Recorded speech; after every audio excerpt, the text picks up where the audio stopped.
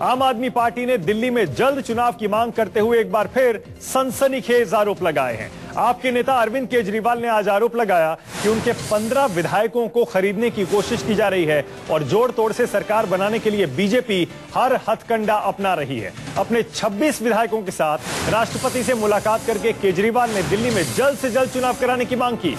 लेकिन न्यूज 24 के सूत्रों से जो पता चला है उसके मुताबिक बीजेपी दिल्ली में साल के अंत में चुनाव कराना चाहती है ताकि महंगाई और बिजली कटौती के मुद्दे तब तक ठंडे पड़ जाएं।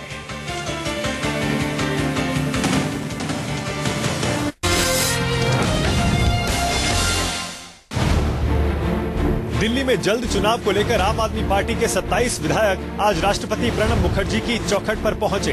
दिल्ली के पूर्व मुख्यमंत्री अरविंद केजरीवाल ने राष्ट्रपति से दिल्ली में जल्द चुनाव कराए जाने की मांग की। राष्ट्रपति से मुलाकात के बाद केजरीवाल ने आरोप लगाया कि उनके 15 विधायकों को बीजेपी खरीदने की कोशिश कर रही है। बीजेपी अब तोड़ने पे लोगों को, एमएलए को तोड़ने पे उतर आई है।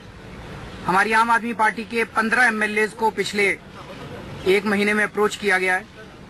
उनको 10 से 20 करोड़ रुपए के बीच में कैश ऑफर किए गए, उनको प्रॉपर्टीज ऑफर की गई, उनको मंत्री पद ऑफर किए गए। हमारे एक भी एमएलए ने ये सब स्वीकार करने से मना कर दिया।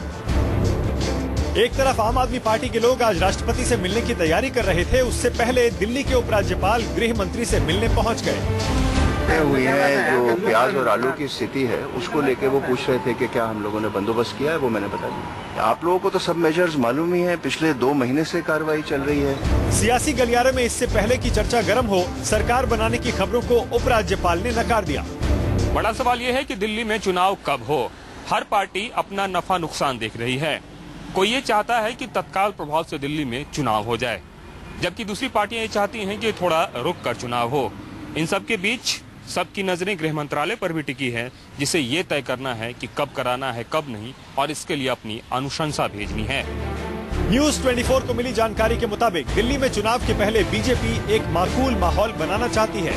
सूत्रों की माने तो बीजेपी दिल्ली को पूर्ण राज्य का दर्जा देने का ऐलान कर सकती है, जिसमें इस ऐलान में पुलिस को अलग रखा जा सकता है। अवैध कॉलोनियों को नियमित करने का भी बीजेपी ऐलान कर सकती है। ये दोनों ऐसे मामले हैं जिनके ऐलान के बाद ही बीजेपी दिल्ली में चुनाव चाहती है। बीजेपी दिल्ली में सर्दियों में चुनाव कराने की तैयारी में है। इसके कई फायदे हैं। मसलन सर्दियों में दिल्ली में बिजली पानी की किल्लत कम हो जाएगी। केंद्र सरकार ने जो कुछ भी महंगाई रोकने के उपाय किए हैं उनका असर भी दिखने लगेगा। सर्दियों में महाराष्ट्र, हरियाणा, असम में हो रहे चुनाव का फायदा बीजेपी उठाना चाहती है। कांग्रेस का कहना है कि वो चुनाव के लिए तैयार है। चुनाव के लिए तैयार है। अब कौन कहाँ जा रहा है कहाँ नहीं जा रहा है ये उनका इंटरनल फैसला है, उस पर मेरे कोई टिप्पणी करना मुनासिब नहीं। पूरा का पूरा कांग्रेस विधायक दल एकजुट है और पूरी तरीके से कांग्रेस की नीतियां और राष्ट्रीय नेतृत्व के साथ है। बीजेपी दिल्ली में चुनाव को लेकर किसी भी तरह की जल्दबाजी में नहीं है। ऐसे में आम आदमी पार्टी की बेचैनी बढ़ना लाजमी है।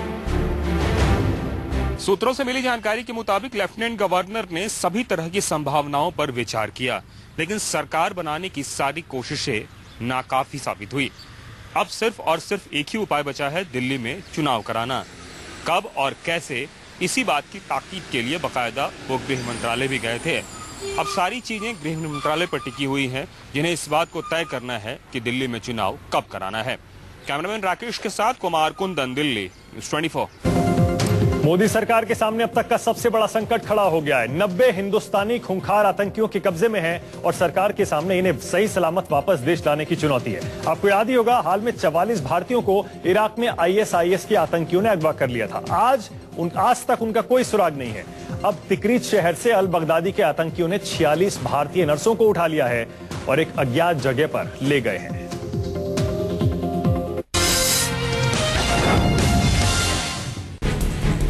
इराक में ISIS आतंकियों ने 46 नर्सों को अपने कब्जे में ले लिया है। खबर के मुताबिक तिकरीत में फंसी सभी नर्सों को बस में बैठाकर आतंकी जबरन ले गए। वो उन्हें तिकरीत के अस्पताल से अपने कब्जे के अस्पताल में ले गए हैं। भारतीय नर्सों के साथ 5 बांग्लादेशी नर्सें भी हैं। External Affairs Minister all through this morning was in extremely close consultation with the Kerala Chief Minister. Both of them have worked on this, and based on their understanding and consultations, our mission in Baghdad has advised the nurses to proceed where they are proceeding. विदेश मंत्रालय का दावा है कि सभी नर्सें सुरक्षित हैं और भारतीय दूतावास नर्सों के संपर्क में है।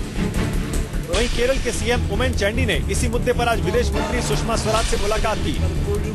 कांग्रेस ने कहा है कि सरकार को उचित कदम उठाने चाहिए। किसी को वहाँ कष्ट पहुँच जाए, हमारे अपने किसी साथी को कष्ट पहुँच जाए या उसका जीवन संकट में हो, मैं समझता हूँ इसका हम सबको बड़ा ध्यान रखते हुए अपनी बात कहनी चाहिए। इराक में ISIS के आतंकियों और इराकी सैनिकों के बीच चल रहे घमासान के चलते यहाँ बड़ी संख्या में भारतीय फंस गए हैं। 46 नर्सों समेत करीब 90 भारतीय आतंकियों के चंगुल में फंसे हुए हैं। Bureau report, news 24। देश में अब महिलाएं दहेज के झूठे मामले में पति या उसके रिश्तेदारों को जेल की हवा नहीं खिला पाएंगी। अब तक दहेज का मुकदमा दर्ज होते ही फौरन पति की गिरफ्तारी होती थी, बल्कि उसके रिश्तेदारों को भी सलाखों के पीछे जाना पड़ता था। लेकिन अब गिरफ्तारी से पहले पुलिस को मामले की गहराई से जांच करनी होगी और तय करना होगा कि गिरफ्तारी जरूरी है भी या नहीं। यानी अब महिलाएं दहेज कानून का गलत इस्तेमाल एक हथियार की तरह नहीं कर पाएंगी। दहेज विरोधी कानून के गलत इस्तेमाल पर सुप्रीम कोर्ट ने चिंता जाहिर की है। लगातार बढ़ रहे झूठे दहेज केस को देखते हुए सुप्रीम कोर्ट ने पुलिस को सख्त हिदायत दी है। अपने हिदायत में कोर्ट ने कहा कि दहेज के केस में FIR होते ही आरोपी की गिरफ्तारी जरूरी नहीं है। इन्वेस्टिगेटिंग ऑफिसर है, बिना रीजंस रिकॉर्ड किए हुए डायरेक्टली एकदम से जाके अरेस्ट नहीं कर सकता है।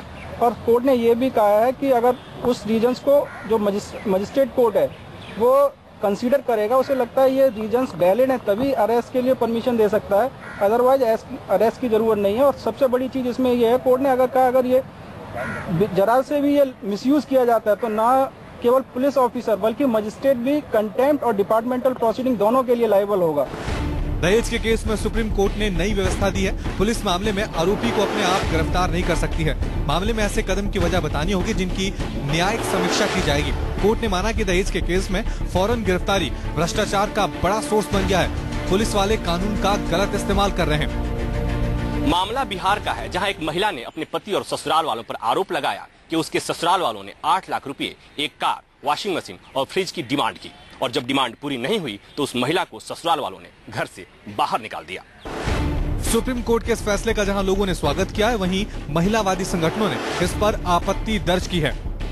अगर किसी महिला ने मान लीजिए 498 केस दर्ज किया, आपको अरेस्ट नहीं करना है तो FIR लॉज होने के 2 हफ्ते के अंदर अंदर आपको मैजिस्ट्रेट को बता देना है। मान लीजिए आपने 2 हफ्ते के अंदर अंदर नहीं बताया तो वो अरेस्ट नहीं हो सकता है। सुप्रीम कोर्ट ने कहा हुआ है कि अरेस्ट तभी होना चाहिए इन्वेस्टिगेशन के दौरान अगर या तो ये खतरा हो कि अक्यूज भाग जाएगा, ट्रायल नहीं फेस करेगा, इन्वेस्टिगेशन नहीं फेस करेगा, या फिर एविडेंस को मिटा देगा, और या फिर ये कोई बहुत खतरनाक आदमी है और इस तरह के ऑफेंसेस और कमिट करेगा। कोर्ट ने राष्ट्रीय अपराध रिकॉर्ड ब्यूरो का हवाला देते हुए कहा है कि अनुच्छेद 498A के तहत 2012 में करीब 2 लाख लोगों की गिरफ्तारी हुई।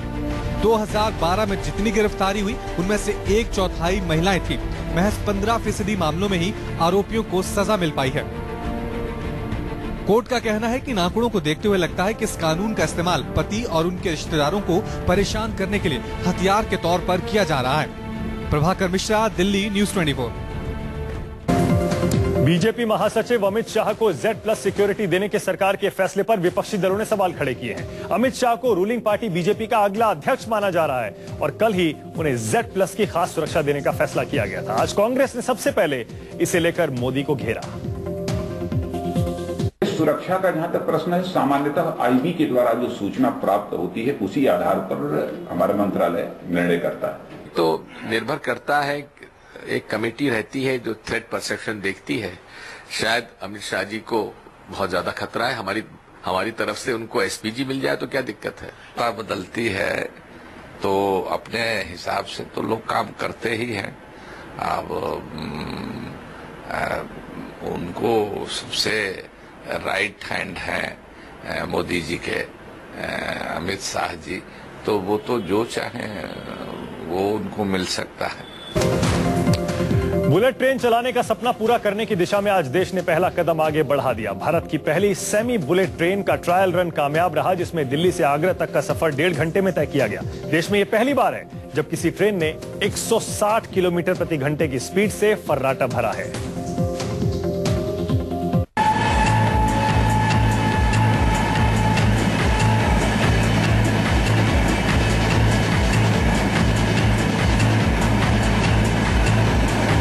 और आप देख सकते हैं कि अपनी रफ्तार पकड़ते हुए, और इसी रफ्तार की दरकार है इसको, और इस रफ्तार से इस बात का दावा किया जा रहा है कि देश में एक नई क्रांति की शुरुआत होने जा रही है। और इसी दावे को हकीकत में तब्दील करने के लिए रेलवे ने आज ये ट्रेन चलाई है। 150 किलोमीटर की रफ्तार से भोपाल शताब्दी थी, 160 किलोमीटर की रफ्तार से ये नई ट्रेन जा रही है, ट्रायल ट्रेन है। और चल पड़ी देश की सबसे तेज चलने वाली सेमी बुलेट ट्रेन। देश की पहली सेमी बुलेट ट्रेन का ट्रायल दिल्ली से आगरा के बीच किया गया। रेलवे का दावा था कि ट्रेन 90 मिनट में 195 किलोमीटर का सफर तय कर आगरा कैंट पहुंचेगी, लेकिन ट्रेन 10 मिनट लेट से पहुंची है। हालांकि अफसरों का दावा है कि ट्रायल रन पूरी तरह से कामयाब रहा है। मेरे हिसाब से जो आज तक हम लोगों ने जो ट्रायल किया है उसके हिसाब से ये हम बिल्कुल तैयार हैं और फिट हैं इस काम। आम जनता कब तक सफर कर पाएगी इस रफ्तार से? मेरे विचार में जिस हिसाब से, जिस गति से ये काम चल रहा है, उसके हिसाब से नवंबर एंड तक ये इंट्रोड्यूस हो जाएगी। देश की पहली सेमी बुलेट ट्रेन 160 किलोमीटर प्रति घंटे की रफ्तार से सुबह 11:15 पर नई दिल्ली से चली। 11:38 पर ट्रेन फरीदाबाद पहुंची। 12:23 पर मथुरा तक दूरी तय कर ली और 12:55 पर ट्रेन आगरा कैंट स्टेशन पहुंच गई। 160 किलोमीटर की रफ्तार से चलने वाली इस ट्रेन को 12:55 पर आगरा पहुंचना था, लेकिन अपने पहले ट्रायल में ट्रेन 10 मिनट लेट रही। भोपाल नई दिल्ली आगरा सेक्शन को देखें तो एक ट्रेन ऑलरेडी 150 किलोमीटर पे चल रही है और सेफ्टी नॉर्म्स बहुत सारे फॉलो, इसीलिए हम लोगों ने इस सेक्शन को चालू किया था। एंड आज जो इंस्पेक्शन है वो यही देखने के लिए कि सेफ्टी नॉर्म्स हमारे पूरे हैं, और हमें उम्मीद है कि CRS हमको, कमिश्नर रेलवे सेफ्टी, इसका सैंक्शन हमें दे देंगे। अगर ट्रेन के डिब्बों की बनावट की बात करें तो फिलहाल शताब्दी के डिब्बे को ही इसमें शामिल किया गया है।